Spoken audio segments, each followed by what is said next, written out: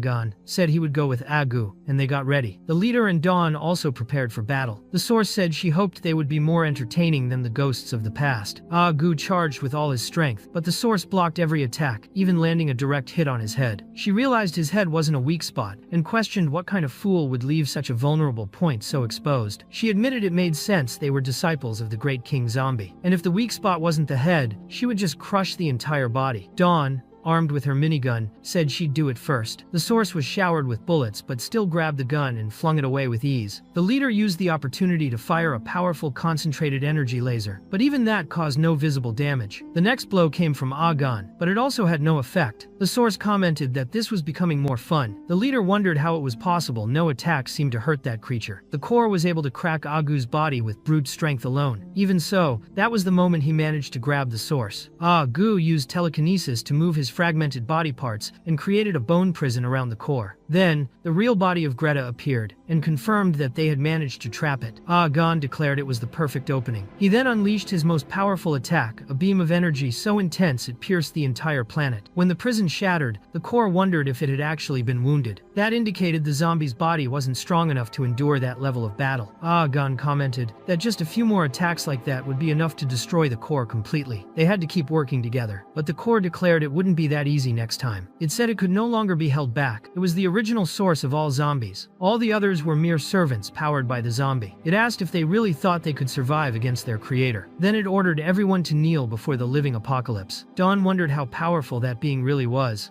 Gu said, the situation seemed more complicated than expected. Meanwhile, two surviving lords were in hiding. The Frozen Queen asked if it was right to let him fight alone. The Devourer replied that she still hadn't understood. He said she would learn an important lesson now. When you don't understand something, it's best to avoid it. Doing so makes life easier. That was what he was doing. The Devourer acknowledged that the aura and power came from the zombie, but the actions toward the humans were direct acts of the source. He said that small creatures like them shouldn't try to comprehend their lord's intentions. The queen said she felt like he was calling her. She raised her hand and asked how to escape that situation. The Devourer explained that it was happening to everyone. It was a sign that the Lord wanted to destroy that world. Nothing seemed important enough for them to bother. He questioned what would change if they struggled only not to die. She asked if that was his personal experience. Then, all the nearby zombie souls were absorbed by the source. Zekai was helping the wounded reach the prophet, who was healing them with his powers. But he noticed a mountain moving in the distance. The prophet thought he was exaggerating, but Zekai insisted. That wasn't a mountain, it was a massive pile of zombies walking like a living horde, threatening to consume the entire world. Dawn said that not even in Earth's worst days had they faced something like that. Even if all of humanity turned into zombies, there wouldn't be that many. The leader commented that it was a good thing they were inside the zombie's memory. If that horde escaped to the real world, it would be destroyed in the blink of an eye. But Agu said none of that mattered now. They had to destroy the core. If they couldn't stop it there, it would enter reality. With the collapse of the memory world, all of it would spill into the real one. Agon added that if they couldn't free their hands now to deal with the source, the horde would only grow and end up consuming everything. The leader said to leave the rest to him. He would handle the zombie horde. As he said that, he activated the ancient civilization gauntlet. Dawn asked if the gauntlet hadn't taken over his body last time and whether he would really use it again. The leader answered that for now, it was fine. He said that when it came to destroying zombies, ancient technology wouldn't oppose him. Dawn joined the fight too. Agu used telekinesis to grab her weapon. The mission of dealing with the source now fell to Agu and Gan. Dawn and the leader would handle the zombie horde. After thanking them, the two left. Dawn still wondered whether those two would truly be able to defeat the zombie. It was hard to believe anyone could beat him, especially with that kind of power. But Violet said they could do it. That wasn't the real zombie, just an imposter occupying his body. And that imposter wasn't invincible. Meanwhile, at the frontier fortress of the Death Zone, the survivors were trying to contact the Esper Association. On the other side, there had also been many losses, but the messenger reported that an impressive man had arrived and completely changed the course of the battle. His presence had saved the battlefield. He was referring to the leader with the ancient civilization gauntlet, who was single-handedly defeating the entire zombie horde. With his energy swords, he created an impenetrable wall in front of him. The leader declared that no one should cross that wall. They were there to protect that world. Meanwhile, Violet approached using her time-stopping ability. However, her power only affected the minds of enemies, and the core had such strong psychic control that it was unaffected. He counterattacked immediately and brought Violet down. Agu tried to capture him, but the core retaliated with force and returned the blow using his stone hand. Agu had expected difficulty after all. That was his king's body. The core then cut off both of Agu's arms and tried to kill him before he could regenerate. But he was interrupted by Dawn's minigun shots. She taunted taunted him, saying he was weak and nothing like the real zombie, incapable of using his body to its full potential. The core got irritated and pierced Dawn with a single strike. He called everyone flies, saying they seemed to be begging to die. Agon commented that killing them wouldn't be easy and kept up his rapid fire, chasing the core until they finally clashed. That exchange gave Agu the opening to attack and allowed Violet, at the last second, to stop time. She almost struck the enemy's neck. She missed by only a finger's length. The core declared her chance was gone and that it was over. A storm of malevolent power engulfed Earth's atmosphere. Agon acknowledged that his king's power was absurd. Violet said that although they hadn't finished him, the attack had been a success. She had torn off the core's arm. At first, she had aimed to cut off his head, but had to settle for an arm. Dawn said he must be furious, it showed on his face. The core reflected that he never imagined being injured by a toy he had created himself. He thought the zombie's body was much more durable. Dawn announced they'd strike again, and that another hit like that would be the end. But as she said this, she coughed up blood. Violet warned that she had already surpassed her limits and couldn't take another hit in that state. Gu remarked that with the core now missing an arm, its combat ability had dropped. Agon said just a few more attacks would be enough to destroy him, but the core replied that he didn't care about that body. He was just having fun with the zombie's power, and since he had grown bored of it, he decided to take matters into his own hands. That's when he revealed his true form. He was the original source of all zombies, an entity without a body, without a shadow, immortal and indestructible.